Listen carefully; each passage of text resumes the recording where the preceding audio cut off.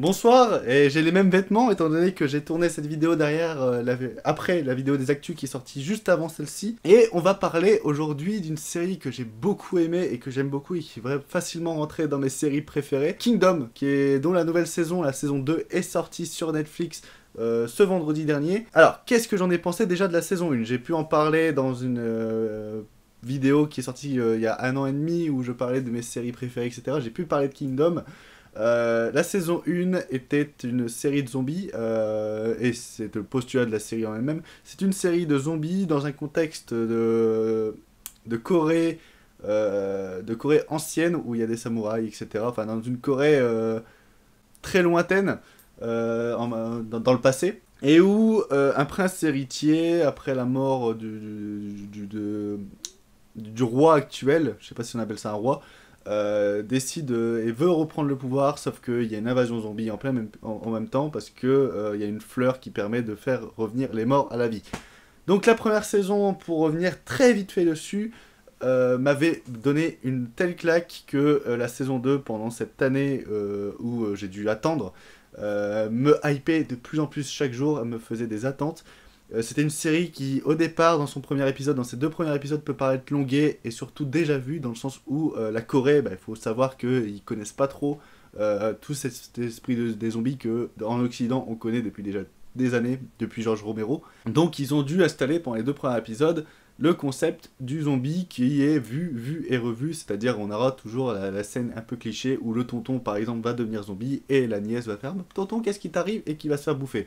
Voilà, c'est du classicisme pur dans les 2 premiers épisodes et après ça va partir dans un délire où la série va mixer du The Walking Dead et du Game of Thrones. Du The Walking Dead dans l'appréciation du zombie et dans sa façon de le traiter en communauté, mais également du Game of Thrones, parce qu'il y aura également pendant toute la série une chasse au pouvoir qui sera l'héritier du trône, qui pourra gérer toute la région coréenne infestée par les zombies.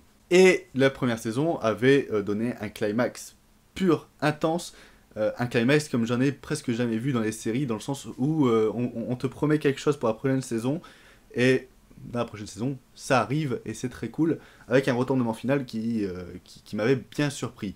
Parce que oui, c'est une critique pour ceux qui n'ont pas vu la série en entièreté, mais sauf que je vais revenir sur la saison 2, sans spoiler, sans rien, ça va être très bien. Et donc la saison 2 est arrivée, et j'avais des attentes comme pas possible pour cette saison 2 que j'ai attendue pendant des mois et des mois.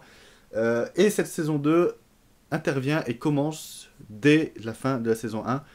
Là où le problème de Game of Thrones, que je n'aime pas, hein, je dis pas que c'est mauvais, je n'aime juste pas, c'est qu'on te tease une bataille depuis la saison 1, et en fait on va la voir dans la dernière saison qui est sortie.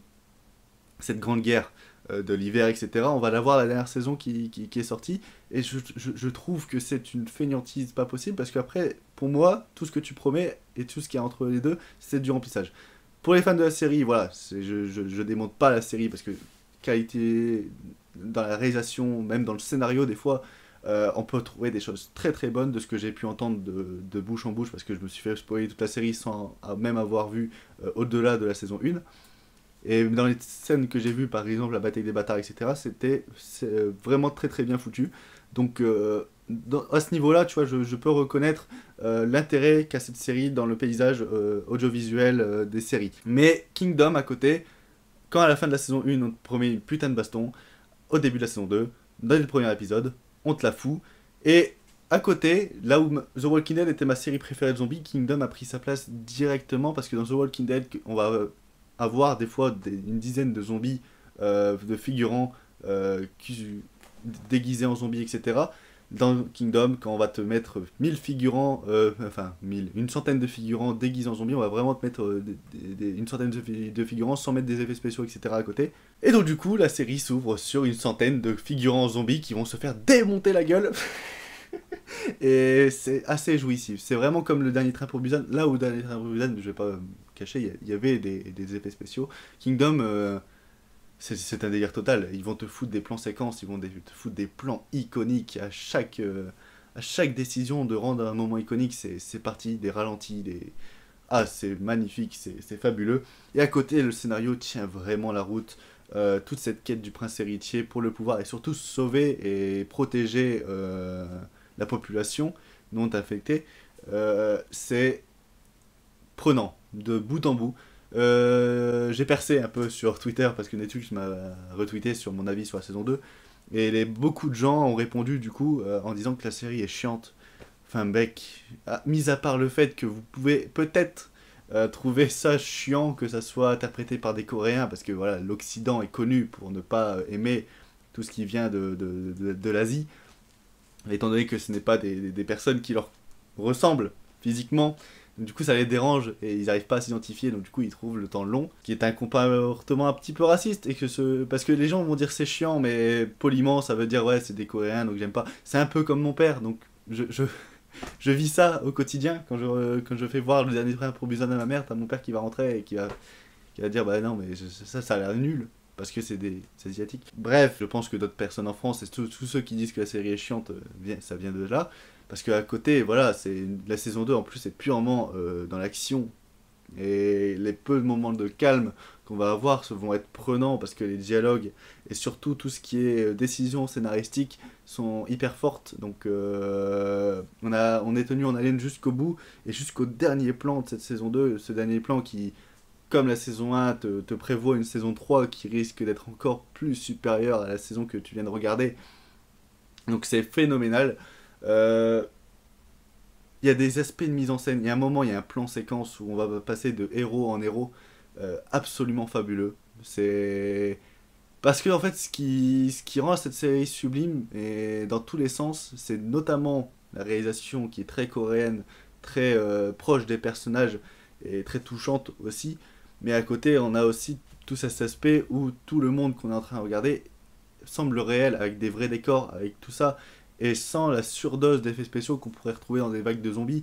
Bah là, on va te foutre des vrais figurants qui seront déguisés, qui seront maquillés, et qui vont se faire juste dégommer la gueule à coups de sabre. Parce que pareil, dans tous les films de zombies, on a toujours la personne avec son fusil à pompe, ses mitraillettes, et voir des zombies. Non, là, il y a un intérêt et un enjeu dans la dangerosité, parce qu'ils sont avec des sabres. Il y en a juste un qui est avec un flingue, et qui est un flingue où il peut mettre 2 balles dessus et à chaque fois recharger. Donc on a cet esprit de dangerosité présent pendant toute la série.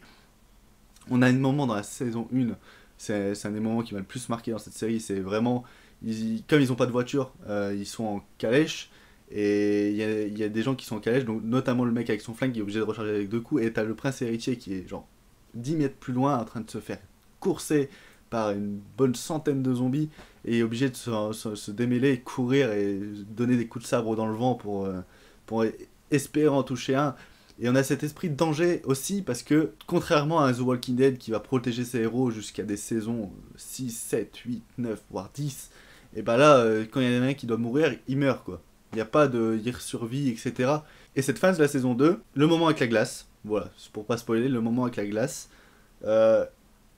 quand tous ces héros se retrouvent en danger comme ça, on a vraiment l'impression que la série va s'arrêter. Et finalement, il se passe ce qui se passe dans la série, et j'ai trouvé ça vraiment bien parce que pendant toute la saison, ils vont te tuer tous des personnages importants du récit et de la saison 1. Pour pas spoiler, c'est pas tous, mais quelques personnages importants.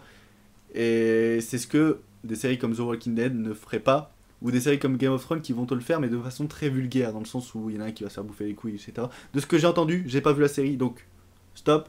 Mais là, c'est vraiment de façon très naturelle. C'est genre, s'il doit mourir en train de se battre contre des zombies, il va mourir.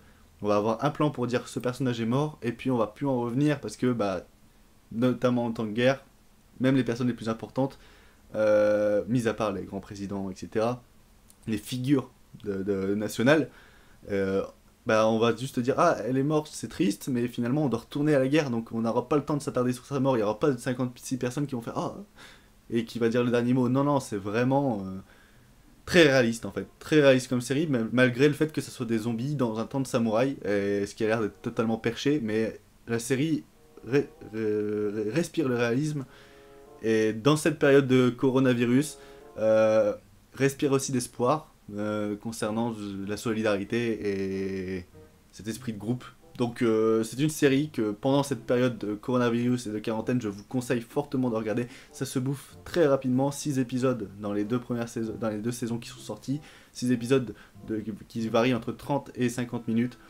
Donc ça passe vraiment vite, c'est bourré d'action, c'est bourré de bons scénarios et de bonnes décisions. C'est une de mes séries préférées, c'est comme Euphoria, sauf que c'est un style très différent, donc c'est impossible pour moi de les comparer.